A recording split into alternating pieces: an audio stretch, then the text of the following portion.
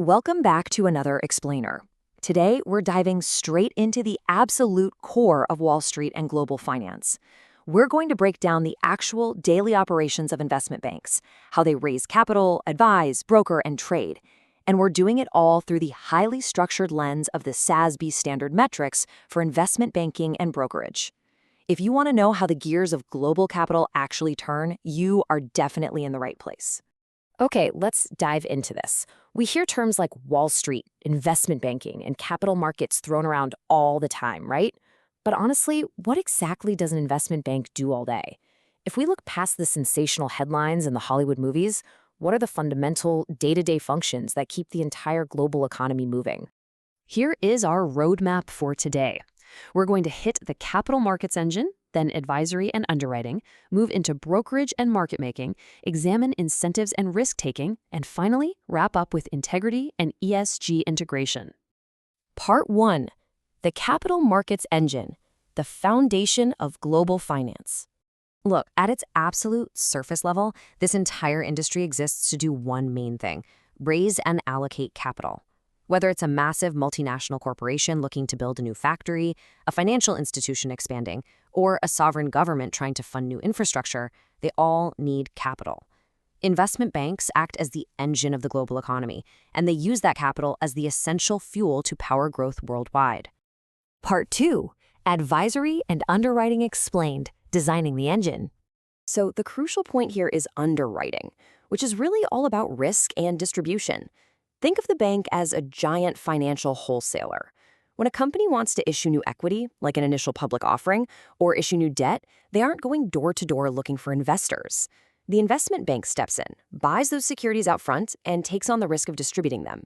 They effectively raise that investment capital on the issuer's behalf through public offerings or private placements. Next up, we have advisory. And just to be completely clear, in this context, advisory is not about managing a wealthy individual's personal stock portfolio. We are talking about high-stakes, strategic corporate guidance. Investment banks provide financial advice to massive institutional clients on a fee basis for the big structural moves, mergers and acquisitions, corporate restructuring, or defending against hostile takeovers. Then there's securitization. Now, I know this sounds incredibly complex, but the concept is actually pretty elegant. It's kind of like making a financial smoothie. Banks take everyday, less liquid assets, say thousands of individual home mortgages, auto loans, or corporate bonds, and pool them together. They blend them up and repackage that pool into a brand new financial instrument with different tiers of risk and return, and then market those newly created securities to investors. And these metrics brilliantly illustrate that these aren't just abstract ideas. Regulators and standards boards like SASB require banks to actually quantify the sheer volume and total monetary value of all these underwriting, advisory, and securitization transactions. Tracking these numbers is absolutely crucial because it gives us a real window into the staggering scale at which these institutions operate. Part 3. Brokerage and market making, keeping the fuel flowing. While advisory is all about fee-based strategy, brokerage is the active execution of those trades. Brokerage involves buying and selling securities, commodities contracts, and options, all done on a commission or fee basis. And this isn't just client-driven trading, where the bank executes a trade for an institution. It also includes principal investments, often called proprietary trading, where the bank boldly trades its own capital to turn a profit. A massive chunk of this daily trading involves market making. Investment banks act like the ultimate financial supermarkets here. They provide essential liquidity to the global engine by standing ready to buy and sell across 5 distinct buckets: fixed income, equity, currency, derivatives, and commodity products. By constantly quoting buy and sell prices in these areas, they ensure you can always find a trade when you need one, which keeps the entire market operating smoothly. But, trading isn't always straightforward. We have to talk about level 3 assets. These are highly complex, bespoke assets and liabilities, where the fair value is measured using significant, unobservable inputs. In plain English, there is no active market price to check against. It's literally like trying to price a custom-built mansion during a total housing freeze. Because of this lack of transparency, banks must have incredibly strict validation policies to prevent traders from intentionally mispricing these hard-to-value assets just to inflate their own trading performance. Part 4. Incentives and risk-taking, the guardrails. Under the SASB standards, there's a massive spotlight placed on a group of employees classified as material risk takers, or MRTs. We aren't talking about everyday analysts here. These are the senior managers, the heads of trading desks, and generally the top 10% highest paid staff. Their daily trading, lending, and structuring decisions have the potential to materially shift the entire bank's risk exposure. Now, what's really interesting about this is how regulators mandate deep transparency regarding how banks actually pay these MRTs. On one hand, you have fixed remuneration, your standard permanent salary that does not incentivize taking wild bets. But on the flip side, you have variable remuneration, like year-end bonuses, which varies based on performance. Because variable pay can seriously encourage excessive short-term risk-taking, actions that look highly profitable today but could blow up tomorrow, regulators scrutinize this balance heavily.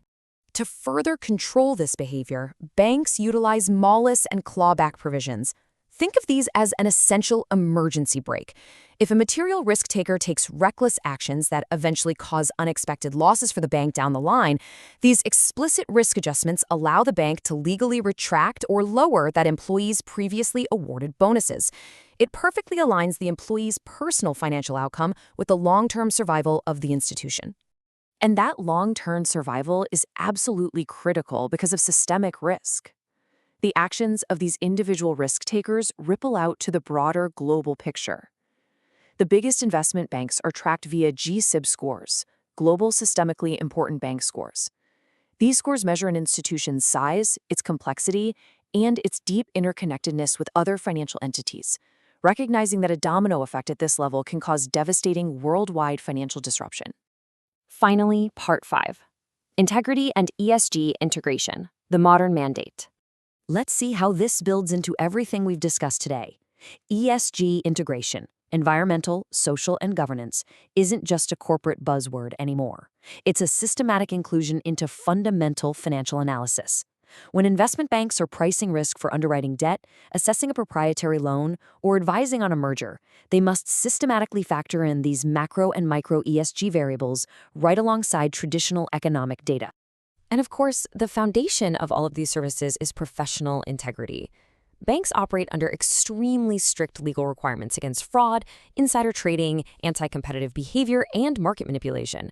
To maintain clients' trust and keep their regulatory licenses, SASB standards require banks to transparently track and disclose any actual monetary losses resulting from legal proceedings regarding professional failures. So what does this all mean? We've seen how investment banking is the undeniable engine of global capital, raising, allocating, and trading the very fuel of the economy. We've also seen the rigorous SASB metrics, the clawback provisions, and the GSIB scores designed to keep the beast in check. Which leaves us with a critical question. Can strict metrics and reporting standards truly tame the capital markets engine? Or will the inherent pursuit of that massive variable reward always push the boundaries of systemic risk? Thanks for joining me on this explainer, and keep learning.